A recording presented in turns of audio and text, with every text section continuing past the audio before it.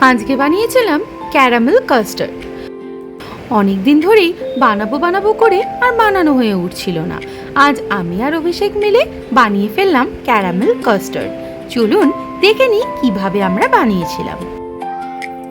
প্রথমেই দুটো বাটির মধ্যে খানিকটা চিনি নিয়ে নিয়েছিলাম ক্যারামেলাইজড করার জন্য।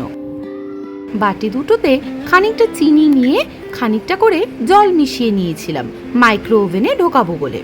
আমরা মাইক্রো ওভেনে বাটি দুটোকে 3 মিনিটের জন্য গরম করে নিয়েছিলাম। এটা আপনারা গ্যাসেও করে নিতে পারেন। আমরা গ্যাসে কিভাবে করেছিলাম সেটাও এখানে একটু ছোট্ট করে দেখিয়ে দিলাম। এবারে এটার যে মেইন উপকরণ তা হলো দুধ, চিনি আর কাস্টার্ড পাউডার। আমরা এনেছিলাম ভ্যানিলা ফ্লেভারের কাস্টার্ড পাউডার।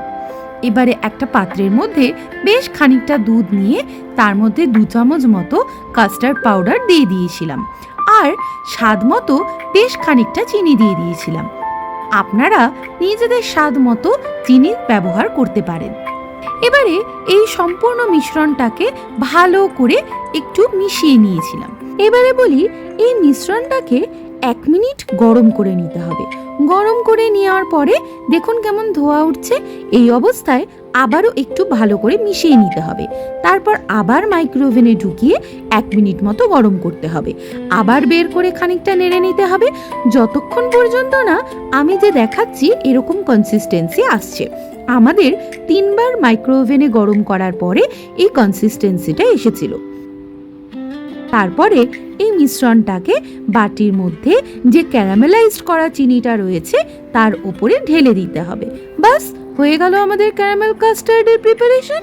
এবার এটাকে ঠান্ডা করে ফ্রিজে ঢুকিয়ে দিতে হবে। বাস আর কি, 4 থেকে 5 ঘন্টা ফ্রিজে থাকলে জমাট বেঁধে তৈরি হয়ে যাবে ক্যারামেল কাস্টার্ড। এখানে একটা ছোট্ট টিপস দিচ্ছি। চিনিটাকে ক্যারামেলাইজড করার সময় খুব বেশি গ্যাসে রাখবেন না বা ফোটাবেন না, তাতে তেতো হয়ে যাবে।